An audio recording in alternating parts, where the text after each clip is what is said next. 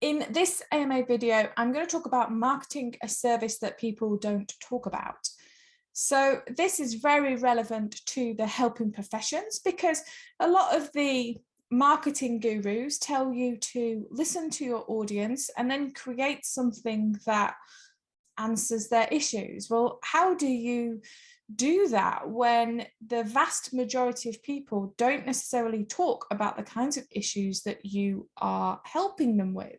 So you're not necessarily going to find a Facebook advert filter saying, I struggle to sleep at night, or, I suffered trauma, or, these sorts of things. You're not going to be able to directly kind of market as such. There are ways to do it. So I thought it was really good to do an AMA video on that topic and share with you how you would take that very sound, very great marketing advice, but twist it slightly so it fits the helping professions industry. This was something that I struggled with for many years of my building a business life. It's like, how do you get testimonials when people don't necessarily want to put out to the world that they struggled with something?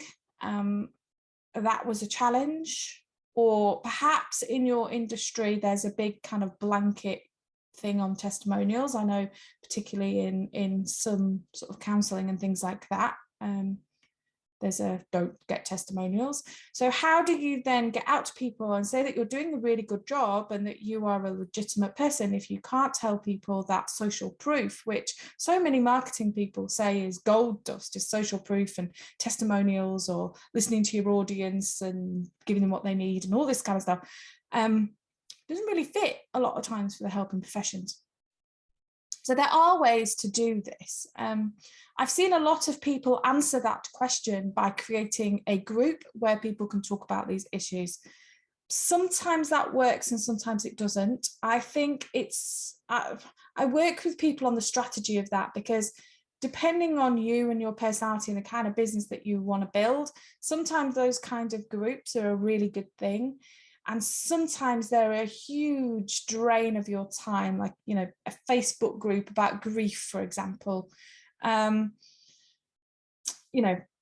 People aren't necessarily, it's going to take you a lot of effort to try and get people into that group, and people don't necessarily want to talk about it. So then you'd spend a lot of time trying to get people to open up and these kinds of things. All the time, you're not getting paid for any of that, and it all drains your time and feels like a whole heap of hard work. So that is not the best way. I'm not saying it's always wrong, but I certainly within my accelerator question people in terms of their strategy and their approach and why they're choosing that particular method and checking whether that is worth their time and effort, is going to work for them. So that's one way that you could do it. You could create some kind of group that brings people together to talk about these issues, and then the feedback that you get from the group can feed into what products or courses or information packet things you're going to create, because those are the conversations that have been expressed, that those are the things that they struggle with. So that's one way. Another way is to keep an eye out on industry, media, these kinds of things. I think mental health conversations are certainly improving and getting more. So it might be that you want to join some other people's groups and join in the conversations on those groups and just watch out for the kinds of questions that people ask. There's also some really online great things like Reddit or Quora, which is Quora. You could go on there and have a look at what kinds of questions people are asking on there in relevance to your particular topic, and that could give you a little bit of insight. So that's another good way of doing it. I think the other thing is, if you're doing one-to-one clients and you have been doing those for a while, then you probably see quite a lot of trends in terms of the things that you say or the kinds of messages that those people need or the kind of steps that each client takes. So you've probably got a lot from your client work. It's just about putting up those ears and saying, well, what sort of thing could I write a blog about that's a topic that's relevant and in the way that these people struggle with this particular thing. So I think in the helping professions, your research is probably more important, that you go out and you sort of research what people are asking and research what's out there and research what the conversations are.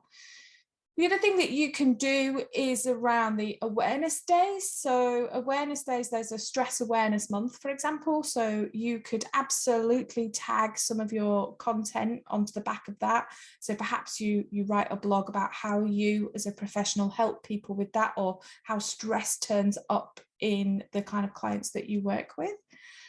You can talk about something from a broad point of view. So removing the reference to people and cases and specifics and things like that. Remove all of that and you can talk about a topic from a broader sense.